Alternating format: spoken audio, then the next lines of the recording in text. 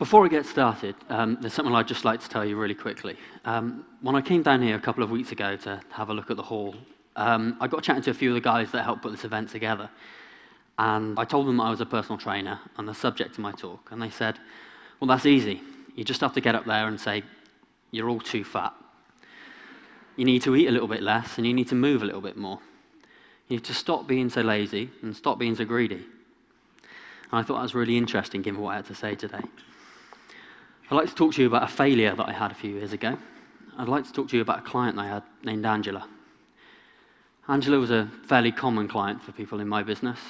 She'd gone from a size 12 to a size 16, and she wanted to lose a little bit of weight, and she wanted my help. So Angela and I sat down together, and we had a look at her current activity levels and her food preferences, and we put together a meal plan for her based on that. I also introduced a little bit of exercise, but largely focused on fun and learning new movement. Well, after a couple of weeks, Angela stopped coming. She was never satisfied because the food I was having her eat, well, I was having her eat more than she was used to, and the exercise I had her do wasn't punishing, and it didn't push her to exhaustion or vomiting or any of the other things she was told to expect. And I started to think about this. I started to wonder why she even came to me in the first place. I even asked a few of my clients, and a pattern that began to emerge, a pattern that suggested that what they really wanted was to be punished. They wanted to be punished for their sins. Gluttony and sloth are sins. Eating too much, not exercising, being lazy, these are sins. They wanted someone that was going to give them structure, someone that would be hard and be a disciplinarian and force them to do the things that they didn't want to do. They needed to do these things in order to move back into a state of grace. The state of grace in this case being the beach fit body. This was really interesting to me. One of the things I think about how we eat nowadays and how I have people eat differently is I actually have most of my clients eat more food.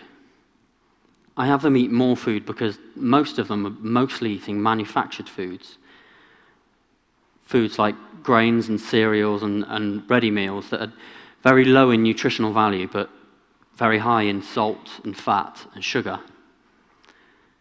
Now, if you think about humans not very long ago, when we were eating a whole food diet, when we sought out salt, it was in fish and seaweed alongside a host of other minerals. And when we sought out fat, it was in meat along with protein and a host of other nutrients.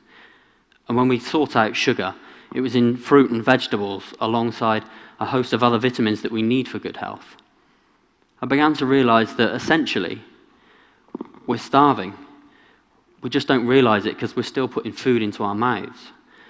We're starving because we're eating food of very low nutritional value, but all the markers of nutrition are there in the salt and the fat and the sugar. We're living in a modern, famished environment. I want to just tell you one more thing. I think this is really interesting. If you take an animal and you feed it badly, one of the things that happens is not only does that animal get sick, not only does that animal's lifespan shorten, but that animal stops being active. If we look at early zoos, the monkeys, they didn't play very much because we were feeding them crap. When we started feeding them what they were actually meant to eat in their natural environment, the monkeys just began to play. Obesity isn't caused by gluttony and sloth, so when we attempt to reverse it by forced activity and restriction, we're fighting against biology and we're guaranteed to fail. So if I think back to Angela, what I should have done is I should have connected with her on a level of understanding that if she eats in a really healthy way and she eats enough food that she's got plenty of energy and she's feeling good, then play will just begin to emerge and the weight will just start to drop off. So if I think back to those guys that gave me their advice a few weeks ago, I'm not going to give you their advice.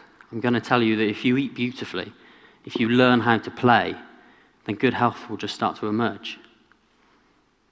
Thank you.